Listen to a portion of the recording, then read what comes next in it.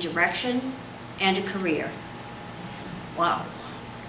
It was the 1980s, I almost said 1880s, but 1980s. I was living in Cambridge. I was in a wretched marriage, looking for ways to get out of it if possible. And to soothe my soul, I was running a community garden. We had over 100 gardeners in mid-Cambridge. We didn't own the land. A hospital near us let us use the property.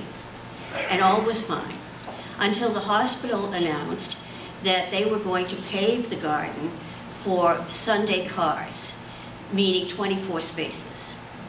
And I thought, oh no, but this is America. We can stop this. So I decided to investigate the land and see if it had any story to tell. It did.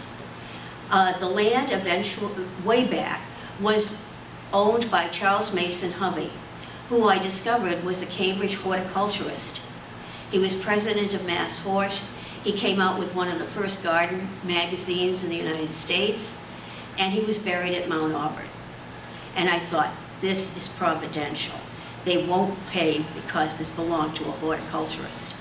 So I went over to Mount Auburn, never having been there, went to the office, asked for his gravesite. Could I find it, please? Oh yes, he's on the corner of Mound and Spruce. And I thought, he's on the corner, okay. So I trotted over there, and they said it's a lovely location. So I got there, corner of Mound and Spruce, nothing. Not a twig, not a stone, not a pebble that said Hovey. And I thought, this is not right. Back I went to the office and said, was I wrong? Did I not get the directions right? Oh no, he doesn't have a stone. And I said, why not? So they rooted around in their records, and they found out that he had a nursery in mid-Cambridge of 40 acres. He had been very, very successful, and then had fallen on some bad times and lost most of his money and his business.